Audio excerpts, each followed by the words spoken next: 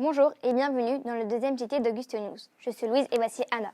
Au sommaire, nous accueillons Valérie Brochard et son équipe LCB. Mais qu'est-ce qui se passe? Et non, Anna et Louise, c'est nous qui prenons le relais en direct de Paris, en face de Radio France et en face de la Tour Eiffel. Pour ce deuxième JT, nous vous emmenons à la rencontre de Valérie Brochard et de son équipe de LCP. Ensuite, nous vous amènerons dans les locaux de Radio France. Puis nous irons à la rencontre des animateurs radio d'Europe 1. Et pour terminer, nous vous présenterons notre entretien exclusif avec un journaliste de France Info. Bonjour à toutes et à toutes. Aujourd'hui, on se retrouve en compagnie de Valérie Brochard qui aujourd'hui va répondre à quelques questions.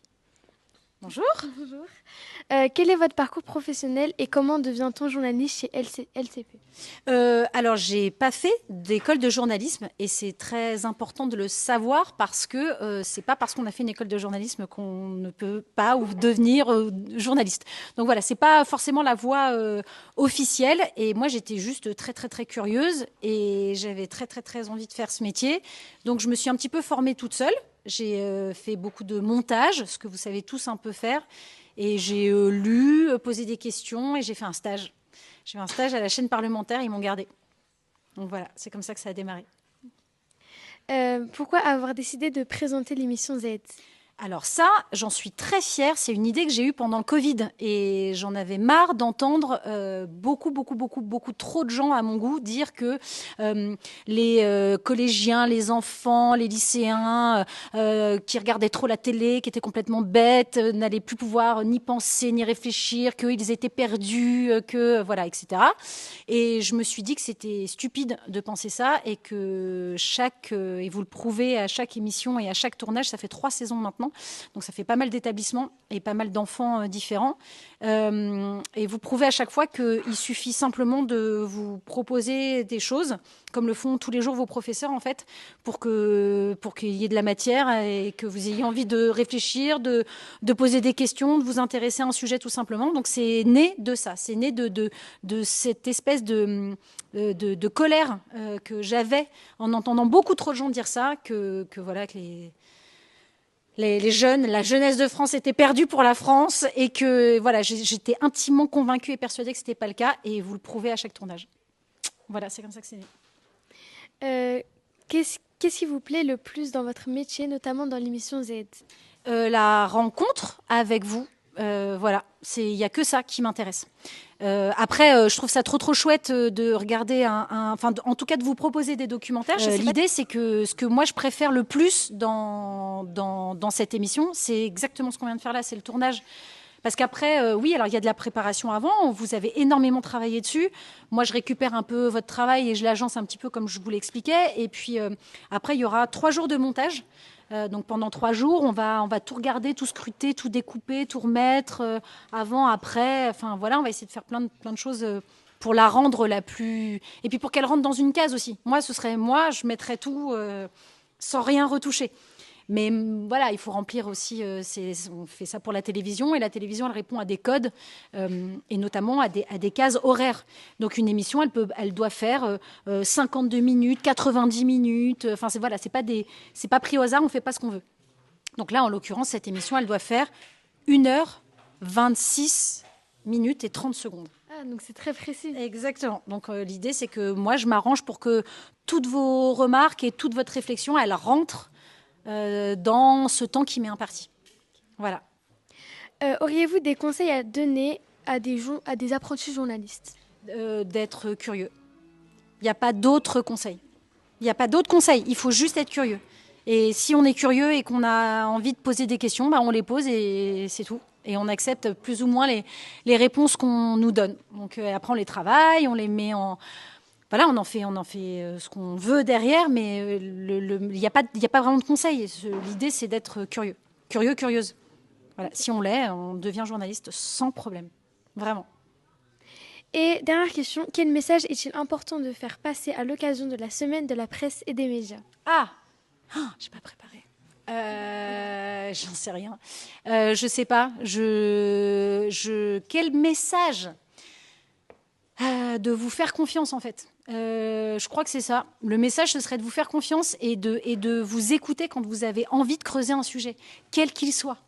Quel qu'il soit, qui vous concerne intimement, qui vous interroge pour n'importe quel domaine, dans n'importe quel domaine, le sport, la vie, la musique, l'étranger. Renseignez-vous, posez des questions. Le message le plus important, c'est creuser. Creuser. C'est ça la presse, le journalisme. Et puis même, je crois, la vie tout court, quoi, en fait. Merci. Oui, merci beaucoup d'avoir répondu à nos questions. Merci à vous. Merci à Valérie Brochard et toute son équipe de LCP. Nous allons maintenant à la maison de la radio rejoindre Anaya, notre journaliste du jour. Vous êtes 750 ici au studio 104 et il y a 14 000 élèves connectés derrière leurs écrans. Et nous, on est tous ensemble. Aujourd'hui, la classe média est en direct à la maison de la radio. Nous avons assisté sur le webinaire sur les superpouvoirs de l'IA. Mardi 20 juin à 11h à France Info, les élèves de classe média ainsi que d'autres élèves de l'Académie de Versailles ont assisté à un webinaire France Info Junior au CAPI, les superpouvoirs de l'IA. Nous avons appris comment l'intelligence artificielle change notre rapport à l'info, entre fake news et contenu généré par des machines. Nous avons partagé nos expériences. Des experts ont intervenu et un quiz interactif a permis d'animer la réflexion. Cerise sur le gâteau, Axel Dessin, directrice d'Internet sans crainte, a répondu en direct à toutes nos questions. Merci à notre journaliste Anaya. À présent, rejoignons Yanis et Yasmine dans les studios de RFM. Dans le cadre de la semaine de la presse et des médias, aujourd'hui nous allons visiter les studios de RFM. Amis. Qu'est-ce qui vous a donné envie de devenir animateur de radio? Moi, pourquoi la radio? En fait, j'ai toujours aimé les médias de manière générale. J'ai commencé par la presse écrite. J'avais un rêve de télé depuis que j'étais toute petite, donc je voulais vraiment essentiellement me consacrer à ça. Et puis, au bout d'un moment, je me suis rendu compte qu'il me manquait la radio dans mon spectre des médias, puisque j'écrivais, je faisais de la télé, donc il me manquait de la radio. Je voulais une radio qui me ressemble. Je voulais pas mentir et aller sur une radio soit dont j'écoutais jamais la musique, soit avec un contenu qui ne me ressemble pas du tout. Et donc j'ai commencé par des petites chroniques, une fois par semaine. Et puis finalement, ces petites chroniques m'ont donné la possibilité de présenter la matinale, qui est toujours un peu ce qu'on appelle le prime de la radio. C'est on va dire, la tranche la plus importante dans une radio. Et après, ça devient très, très, très addictif. Et il y a cette décontraction qui est sympa en radio, qu'on a moins en télé, parce qu'en télé, il faut être ultra maquillé, super bien coiffé, très bien habillé, etc. Là, j'aimais bien arriver, comme vous pouvez le constater, en jogging, voire en pyjama de temps en temps. Et j'aimais bien le concept de réveiller les gens, de réveiller la France. Donc tout ça, mis dans un shaker et bien secoué, ça donnait très envie. Et c'est pour ça que je me suis lancée dans la passion. Comment préparez-vous vos émissions avant de passer à l'antenne? Donc, de toute façon, tu vas répondre. On écrit tout. On écrit absolument tout. Il faut qu'il y ait une base sur laquelle s'appuyer. Alors après, l'idée, c'est pas de lire, évidemment, c'est de le présenter, c'est de l'animer, c'est de donner vie. Mais c'est énormément de travail. Pour 3h30 d'émission le matin, c'est un jour de boulot. Et on est 10. Parce qu'il y a un journaliste, il y a Caro et moi qui présentons, mais il y a 2 humoristes qui, eux, travaillent leur partie, évidemment. Mais il faut tout préparer, il faut tout écrire, tous les lancements. Nous, on met un point d'honneur tous les jours à pas dire 2 fois la même chose, tous les jours, vraiment, on ne dit jamais la même chose. Donc tout ça, pour pas qu'il y ait de redites, pour pas qu'il y ait de lassitude chez les gens qui nous écoutent, et pour éviter que les gens disent « ouais, mais ça, ils l'ont déjà dit hier », il faut tous les jours se creuser la cervelle et trouver des choses différentes. Les gens pardonneront facilement à Michael Jackson de passer 10 fois par jour avec la même chanson. Là, il n'y aura pas de problème s'ils écoutent Bad. Mais par contre, si nous, on dit 2 fois la même chose, là, tu prends un taquet. Donc, on prépare beaucoup en amont. Et c'est pour ça aussi qu'on va tôt le matin. Il ne s'agit pas de dire on attaque à 6h, on arrive à 6h. Non. Moi, j'arrive à 5h parce que de 5h à 6h, à part les 2 cafés que je bois et le tour de la radio que je me fais, je relis toute l'émission. Et donc, la relire, et il y a beaucoup de choses, puisque avec Caro, on a un disque, on parle. Donc, c'est énormément d'interventions. Donc, je relis tout, parce que je vérifie vraiment avant de prendre l'antenne, qu'il n'y ait pas des redites, qu'il n'y ait pas des erreurs. Alors, Parfois, on passe à travers, hein, parce qu'on n'est pas parfait. Mais c'est vraiment un gros travail d'écriture. C'est un gros travail de préparation. Il faut trouver des infos aussi, parce qu'il faut quand même apporter du contenu. Nous, quand on regarde un petit peu les autres radios, on a tous les mêmes infos, on a tous la même musique. Donc la différence, on va la faire sur la façon dont on va le faire, sur notre personnalité à Caro et à moi, mais sur la façon dont on va vendre les choses, dont on va les annoncer. Donc tout ça, c'est du travail en amont, énormément. Donc moi, je dis toujours, 3h30 d'émission, un jour de boulot. Voilà. Bonjour, aujourd'hui nous sommes en compagnie de Pascal Lefebvre dans les studios de RFM. À quoi ressemble une journée type d'un directeur de programme? Alors, elle commence très tôt et elle se finit très tard. La journée type d'un directeur des programmes, c'est déjà s'assurer qu'il y a des programmes toute la journée. C'est la base. Donc un meilleur des réveils qui démarre à 6h du matin, enchaîné avec la tranche 9h30 midi avec Vincent Richard, un programme local entre 12h et 16h sur l'ensemble de la France ou une partie de la France.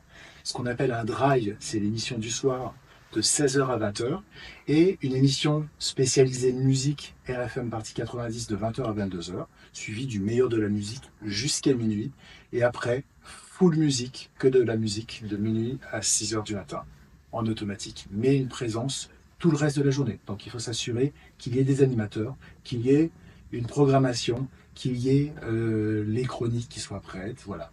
La journée type du directeur d'antenne, c'est ça, c'est s'assurer que les programmes soient prêts. Après, on peut rentrer aussi dans les détails, c'est s'assurer de la promotion de nos événements, dans la voix de nos animateurs, incarnés par les animateurs. C'est rien de mieux qu'un animateur pour vendre ses produits et sa marque. On fait également de nombreux messages en production, ce qu'on appelle des messages d'autopromotion, qui mettent en avant également nos programmes et nos rendez-vous phares. Voilà, c'est tout ça en fait. Comment est structurée une grille de programme? La grille des programmes est structurée avec des émissions et des tranches horaires. Donc, comme je vous l'ai expliqué, une émission du matin, voilà, de 6h à 9h30, une émission de fin de matinée, un début d'après-midi, une fin d'après-midi et une soirée. Finalement, comme une journée. Quel est le plus grand défi lorsqu'on est directeur de programme? Alors, le plus grand défi, c'est de faire plaisir au quotidien à tous nos éditeurs, parce que c'est le cœur de notre métier. On est là pour divertir les gens, surtout une radio musicale. La société peut être un peu des fois anxiogène. Nous, on est là pour apporter un petit peu de plaisir avec de la musique ou avec du contenu éditorial. Et enfin, quelle est l'importance du travail en équipe dans la gestion des programmes? C'est primordial. S'il n'y a pas d'équipe, il n'y a pas de programme. Comme vous avez pu le voir lors de la visite de l'antenne, une radio, c'est beaucoup de personnes. C'est des personnes qu'on entend, des personnes qu'on voit via les réseaux sociaux, et des personnes qui sont dans des bureaux, mais qui sont également essentielles. Les programmateurs de la musique, les gens qui planifient la publicité, les gens qui font briller notre marque à l'extérieur avec la communication et la promotion. Donc c'est tout un travail d'équipe qui fait qu'une radio a un beau programme et est célèbre. Merci. À bientôt. Place à notre entretien exclusif avec Pierre-Louis Caron, journaliste à France Info. Le jeudi 22 mai, nous avons eu l'occasion de rencontrer Pierre-Louis Caron, un reporter de guerre qui travaille à France Info. Ce dernier a pu nous expliquer les faits de son métier, le déroulé de son parcours et les différentes situations où un reporter de guerre peut être envoyé en mission.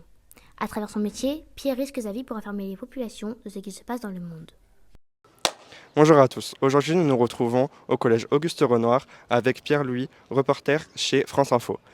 Première question, pouvez-vous vous présenter en quelques mots? Oui, je suis journaliste pour franceinfo.fr, le site web. Donc j'écris des articles écrits et je fais aussi de la vidéo, donc pas mal de reportages en zone de guerre que vous pouvez retrouver sur notre site ou sur les réseaux sociaux de France Info. Qu'est-ce qui vous a poussé à devenir reporter de guerre? J'aime beaucoup raconter les histoires qui se passent à l'international notamment. Je trouve que dans les reportages de guerre, on peut saisir des situations qui sont très complexes. Donc c'est quand même un défi pour moi aussi. Et je trouve aussi que dans les zones de guerre, on voit à la fois le pire de l'être humain, mais aussi le meilleur. Et c'est ce que j'essaie de ramener dans mes reportages. Où êtes-vous allé en Ukraine et qu'avez-vous vu? Alors j'ai commencé mes reportages dans le sud de l'Ukraine pour remonter jusqu'à Kiev, au nord aussi, vers Kharkiv, ensuite à l'est et un peu à l'ouest, une zone plus sûre. Ce que j'ai vu en Ukraine, c'est un pays très différent. Dans les zones de conflit, près de la ligne de front, la vie est très difficile. Et puis j'étais très étonné aussi de voir que à 200 km de là, par exemple, le soir, les gens sortent au restaurant, vivent une vie normale, veulent résister en vivant normalement à l'envahisseur. Pourquoi êtes-vous parti faire ce reportage en Ukraine? Alors ce reportage, on l'a fait parce que c'était la date anniversaire de l'invasion russe, donc c'était les 3 ans de la guerre en Ukraine. Et le but pour nous, c'était de raconter en fait comment le pays avait changé. Donc on n'était pas forcément parti pour raconter la ligne de front, les combats, les tranchées ou autres, qui sont déjà très traités par nos collègues, de la télévision notamment, mais plutôt de passer beaucoup de temps avec des gens, de voir un peu comment la société avait changé. On a beaucoup parlé avec des veuves de guerre, des jeunes veuves de guerre qui avaient maximum 23 ans par exemple, pour voir justement comment elles vivaient, comment elles étaient acceptées dans le pays, et puis voir comment aussi le pays continuait à recruter des combattants, alors que 3 ans de guerre c'est long et que le bilan humain est très très lourd en Ukraine. Prochaine question, qu'est-ce qui a été marquant dans votre reportage en Ukraine et comptez-vous y retourner? Alors ce qui a été marquant pour moi, ça a été de voir le choc entre la vie normale des commerces, des écoles, des restaurants, et puis d'être rappelé aux souvenirs de la guerre des fois, dans la journée, une sirène qui retentit, les gens qui se cachent parce que potentiellement il y a des missiles qui arrivent. Ça c'est assez marquant. Je pense qu'on n'en parle pas assez, on s'habitue à la guerre malheureusement, alors que sur place pour eux c'est très très réel, et c'est aussi notre but, c'est d'être un petit peu une passerelle entre ce qui se passe dans un pays étranger et la France. Je vous remercie d'avoir répondu à toutes nos questions. Merci à vous. Nous arrivons à la fin de ce JT spécial Semaine de la presse et des médias. Merci de nous avoir écoutés et merci à tous ceux qui ont participé à la réalisation de ce reportage. On se retrouve bientôt sur Auguste News.